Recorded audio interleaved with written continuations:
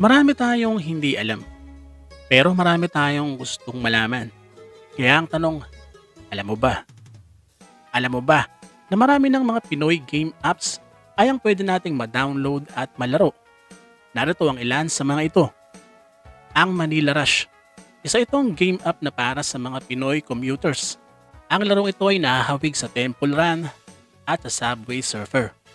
Ipinapakita rito ang araw na araw pagsagupa sa matinding traffic sa Kamaynilaan para makapasok at hindi mahuli sa trabaho. Iyon nga ang sinasabing challenge ng laro. Kinakailangan mo makarating sa trabaho sa tamang oras. Ang larong ito ay kinagiliwan ng marami at nagkaroon pa ito ng mga parangal dahil sa pagpapakita raw nito ng totoong senaryo ng buhay. Sunod naman natin ang Catch the Guava. Inspired naman ito sa kwentong Pinoy na Juan Tamad. Ang batang naghihintay lamang na mahulog ang bayabas sa kanyang bibig imbis na pitasin niya. Simple lang naman ang mechanics ng nasabing laro. Kinakailangan mo lang masalo ang bayabas. Isunod naman natin ng Street Food Tycoon. Isa naman itong laro na nakabatay naman sa pagiging street vendor sa ating bansa. Kung saan ay magtitinda ka lamang ng isaw, hotdog, wek-wek, fishball at kung ano-ano pa. At kinakailangan makapag-serve ka ng mga street food sa iyong mga customers ng maayos. Sunod naman ng Sago Express. Isa naman itong game app na nahahawig naman sa Candy Crush o masasabing Filipino version. At katulad lang din ng Candy Crush ang mechanics nito. Dangan nga lang na iba't ibang klase ng mga sago ang kailangan mong i-line up sa isang hilera para makapuntos. At ang isa pang laro ay ang Laglag Bala. Ang laro namang ito ay nagawa sa kasagsagan ng insidente patungkol sa laglag bala sa Ninoy Aquino International Airport. Sa larong ito ay kinakailangan mo lang protektahan ng iyong bagahe na huwag malagyan ng bala. Sa ngayon ay napakarami ng mga Pinoy game apps ang ating malalaro at madadownload sa Play Store at ang mga nabanggit ay iilan lamang. Alam mo ba na itong si Candido Iban na isang revolusyonaryo ay sinasabing isa sa pinakaunang overseas worker ng ating bansa.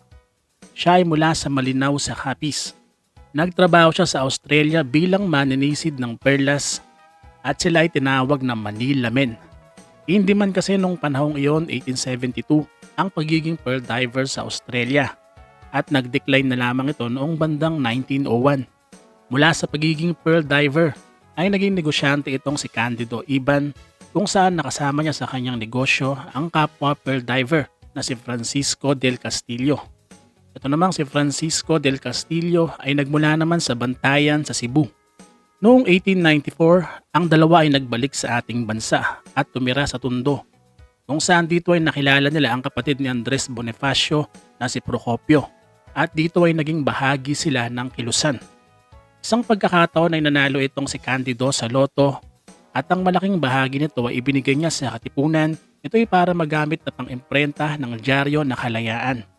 At nang pumutok naman ng revolusyon noong 1896, itong si Candido Iban at Francisco del Castillo ay nagtungo sa Aklan para dito ay itatag nila ang branch ng katipunan.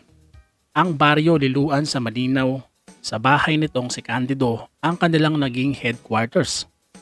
1897, kasagsagan ng revolusyon. 82 mga katipunero mula sa baryo Liluan ang nagmarcha patungong poblasyon. Ito'y para humimok pa ng mga gustong bumahagi sa pag-aalsa. At tinawag itong El Levantamiento de los 82 Liluan. Pero nabigo ito. At ang mga otoridad Kastila ay napaslang itong si Francisco del Castillo. Samantalang itong si Candido Iban ay nadakip naman. At sa kautusan ng Spanish General na si Ricardo Monet. Noong March 23, 1897 ay hinatulan ng kamatayan ang mga nadakip na katipunero. Kung saan ay kasama nga rito sina Candido Iban, Benito Iban at Gabino Yoncel. At sila ay binansagang 19 Martyrs of Aklan. At sa kanya ika-150 kaarawan noong 2013, ang National Historical Commission of the Philippines ay naglagay ng historical marker sa karangalan niya sa Aklan. Alam mo ba na isang general sa panahon ng revolusyon ang binansagang Matang Lawin? Siya ay si Isidoro Torres. Isa itong si General Isidoro sa masabing unsung heroes dahil iilan lang naman ang nakakakilala sa kanya. Siya ay pinanganak sa Malolos sa Bulacan noong April 10, 1866. Nag-aral siya sa Kolehiyo de San Juan de Letran at nakapagtapos naman ng Bachelor of Arts sa University of Santo Tomas. Noong 1882 ay nasangkot siya sa pagpatay sa isang pare na si Moises Santos. Ang paring ito ay sinasabing mataas maningil ng abuloy sa simbahan. Pero agad namang napawalang sala itong si Isidoro dahil na rin sa kakulangan ng ebidensya laban sa kanya. Itong si Isidoro Torres ay naging kabesa de barangay mula 1890 hanggang 1892. Sa mga pagkakataong ngayon ay nakibahagi na rin siya sa Katipunan at nagtayo sila ng branch sa Bulacan na tinawag na Sangguniang Lalawigang Balangay Apoy. At nang sumiklab na ang revolusyon, kasama ang kanyang pamilya at ang iba pang mga Katipunero, sila ay nagtago sa kagubatan. Dito ay bumuo sila ng malaking hukbo at dahil sa galing niya sa pakikipaglaban at sa pagiging strategist ay umangat ang kanyang ranggo at ginawa siyang koronel. Matapos din ang labanan sa Biak na Bato ay inappoint din siya ni Emilio Aguinaldo bilang Brigadier General. Ito ay noong 1897. Lumaban at napagwagian din niya ang ilang mga labanan sa Pampanga kasama naman si General Licerio Geronimo. Ito naman ay noong Hulyo 1898.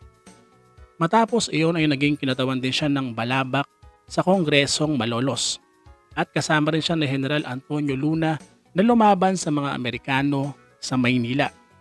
At sa panahon nga na nasakop na tayo ng mga Amerikano, ay nagkaroon ng alok sa kanya sa pagiging gobernador ng Bulacan. Pero mas pinili na lamang niyang makibang bayan sa Singapore at pagkaraan ay sa Japan. 1903 na lamang nang bumalik siya sa ating bansa at namuhay na lamang ng tahimik sa Nueva Ecija, kung saan siya ay naging Justice of Peace at naluklok din siya bilang konsihal at kinatawan sa Philippine Assembly. Siya ay namatay noong December 5, 1928 at isang marker ang nilagay ng Philippine National Historical Commission sa lugar kung saan siya ipinanganak. Alam mo ba na isa sa pinakaunang inimbestigahan ng tinatawag na Blue Ribbon Committee dito sa ating bansa ay ang mga bintang nakatiwalian sa Administrasyong Quirino noong 1949. Nang magwagi nga noong 1949 election para sa pagkasenador, ang kongresistang mula sa Cavite na si Justiniano Montano ay bumuo siya sa Senado ng isang grupo na tinawag na The Little Senate. At ang grupo ngang ito ang umatake ay dating Pangulong Quirino na sa mga sandaling yon ay Pangulo ng ating bansa. At kalaunan nga ay nalikha na rin ang tinatawag na Blue Ribbon Committee, ang sinasabing pinakamakapangyarihang committee sa Kongreso ng ating bansa. At ito ay ang mag-iimbestiga sa mga katiwalian sa gobyerno. Kaya nga nasampulan agad neto ang Administrasyong Quirino patungkol nga sa mga katiwalian at sa Golden Arinola. Pero sa kabila ng lahat ng mga ito, na na-impeach pa si dating Pangulong Quirino na na-dismiss din naman at wala rin namang lumitaw na Golden Arinola. Sa paglipas ng panahon ay nanatili ang kapangyarihan ng Blue Ribbon Committee. Nawala na lamang ito nang ma-abolish ang Kongreso noong panahon ng martial law. At muli na namang naibalik noong 1986 sa panahon naman ni Pangulong Cory Aquino. Pero alam nyo ba na may mga sabi-sabi na wala naman daw inimbestigahan ang Blue Ribbon Committee sa administrasyon ni dating Pangulong Cory. At ang komite ay muli na namang umiksena sa panahon na lang ni Pangulong Ramos, kung saan ay inimbestigahan nito ang PEA Amari scam noong 1995. Sa panahon naman ni dating Pangulong Erap ay inimbestigahan naman ng Expo Filipino scam at ang Wedding Gate scandal. Samantala kay dating Pangulong Gloria naman ay ang Piatco na iya Terminal 3 scam, Macapagal Boulevard scam, Fertilizer Fund scam, Hello Garcia scandal, ang NBN City Idil corruption scandal, at ang Euro General scandal. Sa panahon naman ni dating Pangulong Pinoy ay inimbestigahan naman ang 2011 Armed Forces of the Philippines corruption scandal, PDAF scam, ang ginawa raw na pangungurap ni BP Binay at ang Bangladesh Bank robbery sa panahon ni Pangulong Rodrigo Duterte.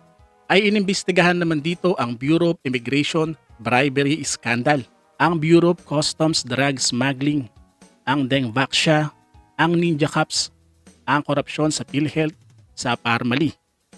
Ang proseso ng pag-iimbestiga ay tinatawag na in aid of legislation. At dito ay ino-observe pa rin ang mga karapatan ng mga naaakusahan. Nananatili pa rin ang right against self-incrimination at ang right to counsel o ang pagbibigay ng gobyerno ng mga abogado o depensa sa mga inaakusahan. Ilan naman sa mga namuno sa committee ay sina Aquilino Pimentel Jr., Joker Arroyo, Alan Peter Cayetano, Jofisto Gingona III, itong si Richard Gordon.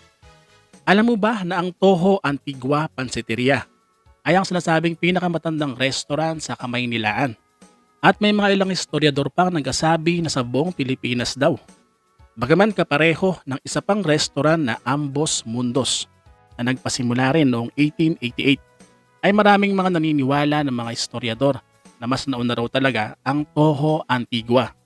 Noong 1888 nga, ang orihinal na restaurant ay pinapatakbo ng 5 Chinese na magkakaibigan. Hanggang sa maiwan na lamang dito ang isa sa kanila dahil ang iba ay nagsipagpuntahan na sa China. Naiwan ito sa nagngangalang Taitang na siya na rin ang nag-manage at ang kanyang pamilya. Ang kanilang mga bestseller ay pork asado, Shanghai, beef with ampalaya at ang kanilang pambatong pansit canton. At ang mga resepeng ito ay sinasabing nagmula pa raw sa China. At hanggang sa ngayon ay pinananatili nila ang timpla. At bukod pa sa mga ito ay nagdagdag na rin sila ng iba pang mga recipe dahil sa demand ng mga tao. Sa ngayon ang Toho Antigua Pansiteria ay nagkaroon na rin ng mga branch sa gawing south ng Manila at patuloy rin itong nagsisilbi sa mga Pilipino. Para sa marami pang alam mo ba, see you sa next episode. Bye-bye!